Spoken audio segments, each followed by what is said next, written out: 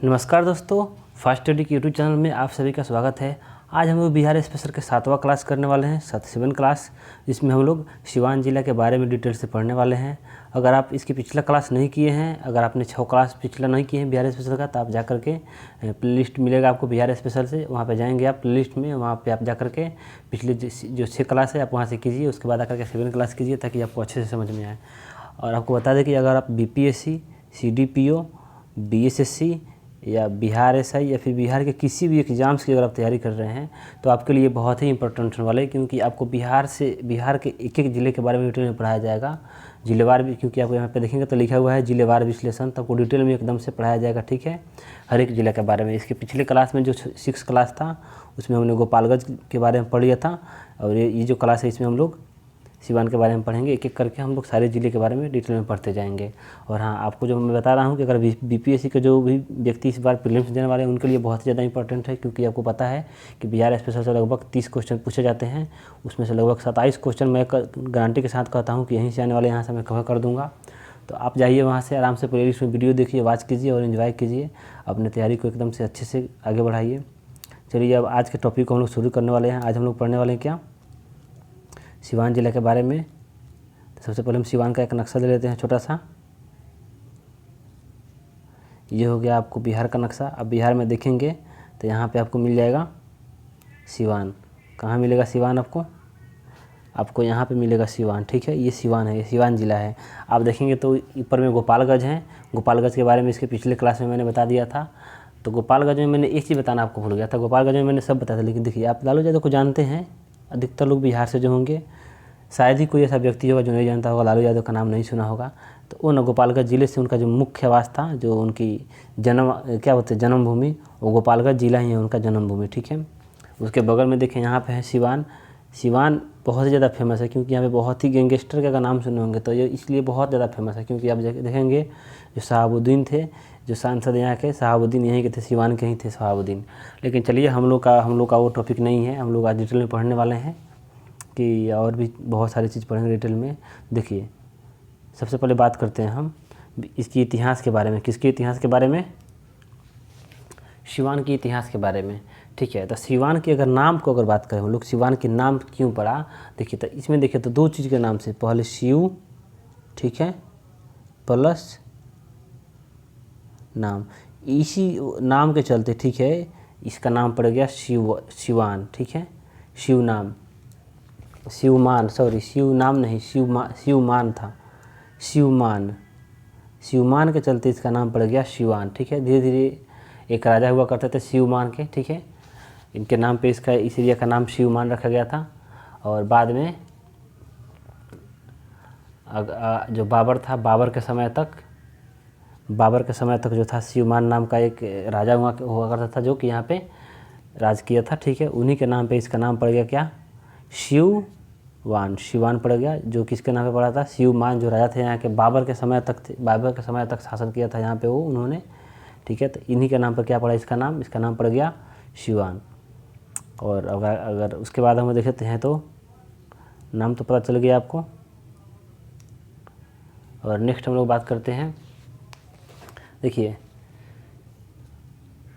अगर सिवान की बात करें तो भोजपुरी भाषा में सिवान को हम लोग क्या बोलते हैं। देखिए सिवान क्या होता है, अब अगर आप देखेंगे इस तरह नॉर्मली अगर आप भोजपुरी भाषा में सिवान होता है किसी चीज़ को, जैसे देखिए आपके अगर गांव है तो गांव के बाहर एक क्या बोलते हैं, एक बाउंड्री अगर घेरा हुआ है, कि नहीं होता है कि हाँ मेरे गांव का जो यहाँ तक सीमा है, तो उसको लोग ना गांव में भोजपुरी भाषा में बोलते हैं सिवान, मेरा सिवान यहाँ तक है, यानी सीमा को ही लोग भोजपुरी भाषा में सिवान भी बोलते हैं।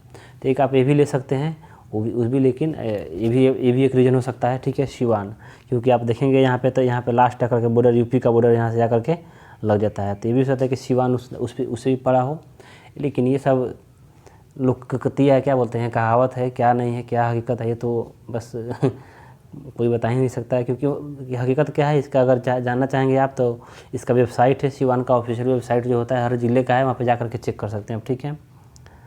अदरवाइज बस ये 2 कहावत है, ठीक है, जिसकी वजह से ये नाम इसका सिवान पड़ा, मैं बता दिया आपको। अगर उसके बाद अगर 8वीं सदी की अगर बात करें, 8वीं शताब्दी के आसपास में, ठीक है, ये बनारस साम्राज्य का हिस्सा हुआ करता था। बनारस कहाँ है, आपको बनारस देंगे तो यूपी में पड़ेगा, क्योंकि यूपी इधर है, यूपी में पड़ेगा बनारस, उसी साम्राज्य के अंतर्गत ये जिला आता था, ठीक है। ये एरिया जो था उसके अंतर्गत आता था। पहले ये सिवान नहीं था, ये था पहले सारण। सारण का हिस्सा हुआ था। ये पूरा सारण है, इसका हिस्सा हुआ ये करता था। तो ये क्या था, ये था बनारस जो साम्राज्य था उसका एक हिस्सा हुआ करता था, वही मतलब उसके अंतर्गत ये हुआ करता था, ठीक है।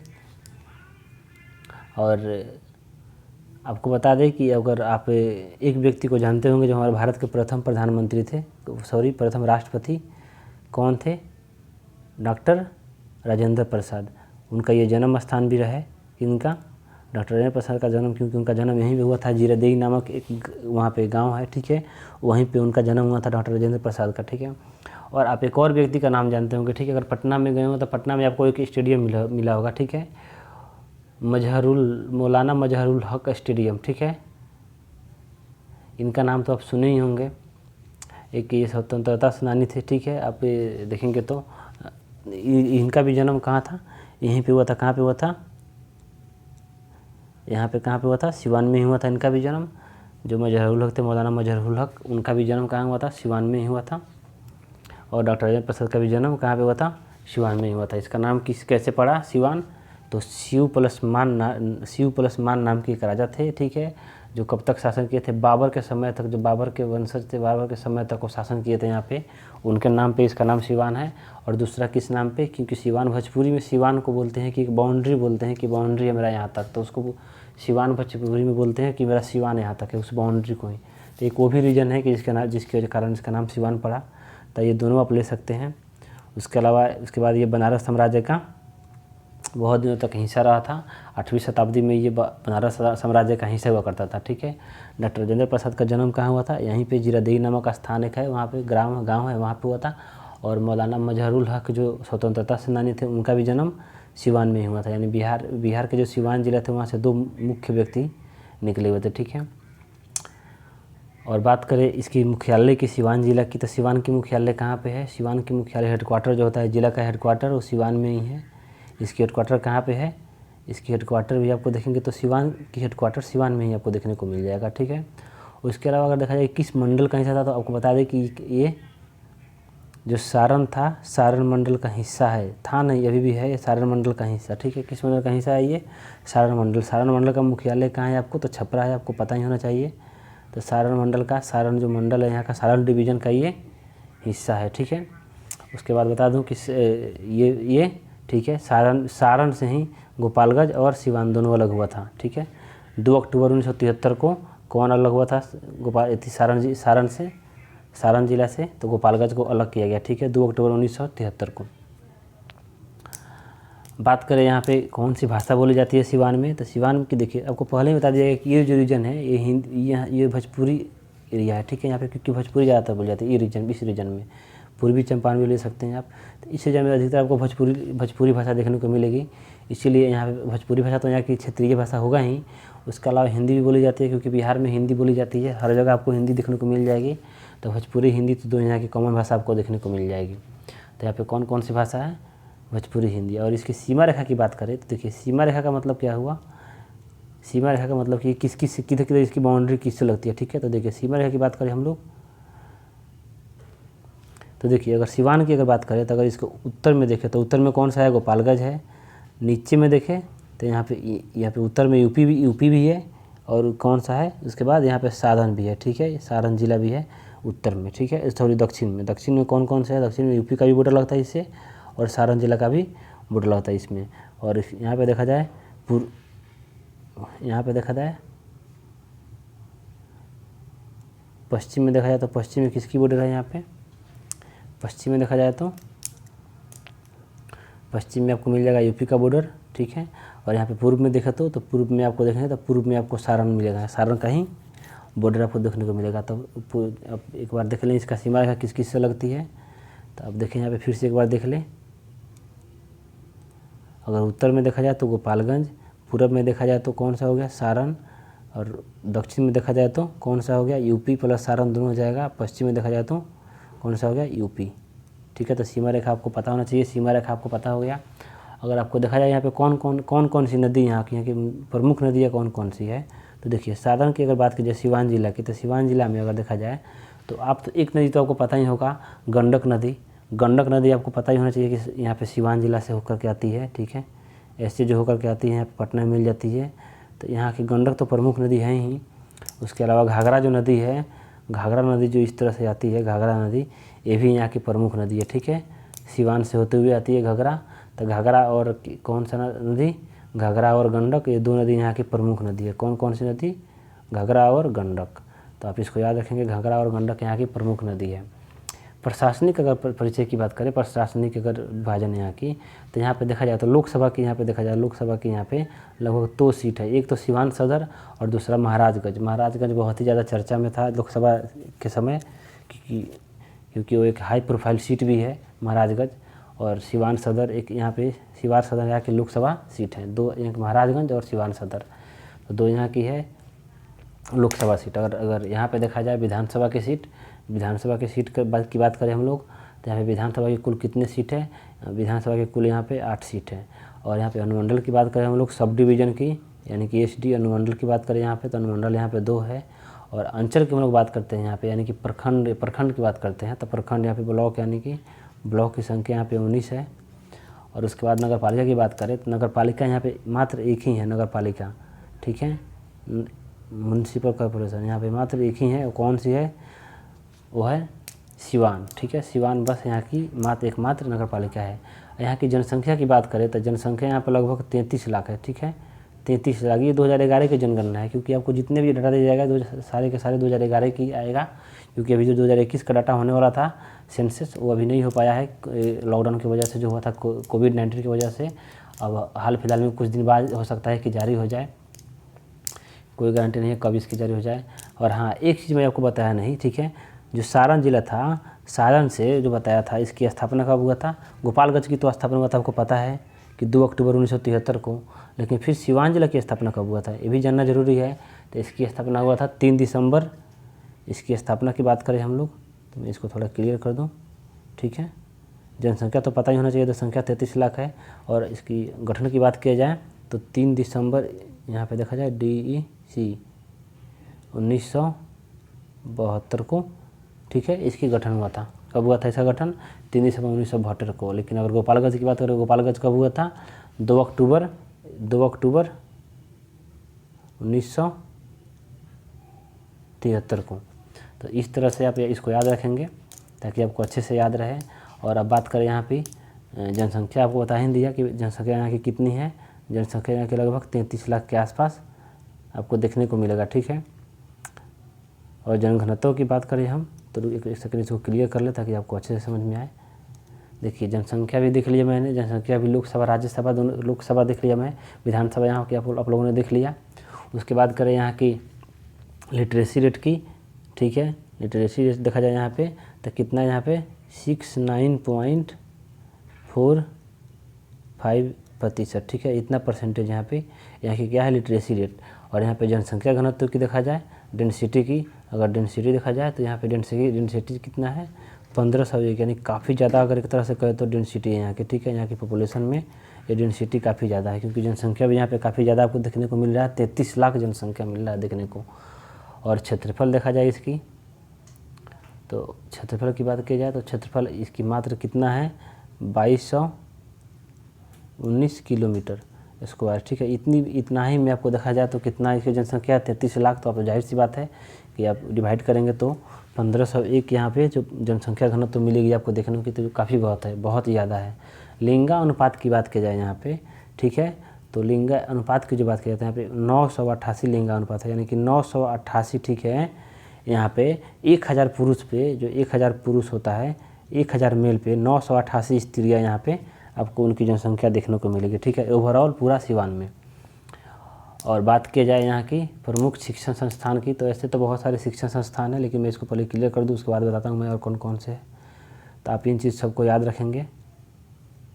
आप एक कॉपी ले लेंगे, कॉपी में इसको नोट करते चलेंगे ताकि आपको अच्छे से याद रहे। अगर नोट कर लेते तो होता क्या है कि आपको सारे चीज़ कम्प्लीटली अच्छे से याद होता है, यही तो फ़ायदा होता है नोट कॉपी कलम पास में रखने से, ठीक है। तो देखिए अगर बात करें यहाँ की शिक्षण संस्थान की, तो देखिए यहाँ पे एक है ZH यूनानी कॉलेज, ठीक है, यूनानी मेडिकल कॉलेज, मेडिकल कॉलेज यहाँ पे एक है, ठीक है। उसके अलावा देखा जाए यहाँ की प्रमुख धार्मिक स्थल की बात करें तो यहाँ पे धार्मिक स्थल की बात करें तो कौन कौन सा धार्मिक स्थल है?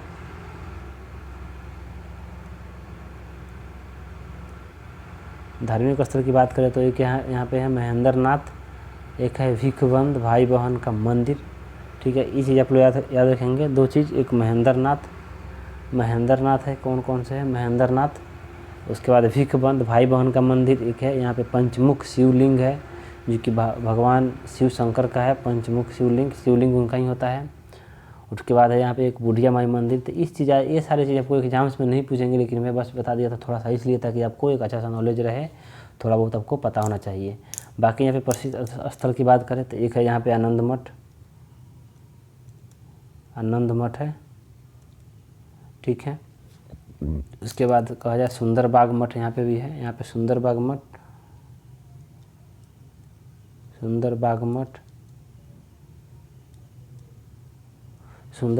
है। और उसके बाद अगर देखा जाए तो यहाँ पे ऐसे तो जीरादेई के बारे में तो मैं बता दिया था आपका। डॉक्टर राजेंद्र प्रसाद का जन्म स्थान कहाँ है, आप वहाँ पे भी जा करके घूम सकते हैं। कहाँ है? जीरादेई इनका जन्म स्थान है डॉक्टर राजेंद्र प्रसाद का। और उसके बाद अगर देखा जाए मौलाना मजहरूल हक जो है उनका जन्म स्थान कहाँ पे था, तो उनका जन्म स्थान है फरीदपुर। आप जा करके यहाँ भी घूम सकते हैं फरीदपुर, क्योंकि एक जाके देख सकते हैं कि हाँ जो हमारे स्वतंत्रता सेनानी थे उनके गांव को आप लोग भ्रमण कर सकते हैं। तो ऐसे कुछ खास नहीं है, लेकिन आप जा करके देखिए, कोई दिक्कत नहीं है। तो बस यही कुछ प्रसिद्ध स्थल है।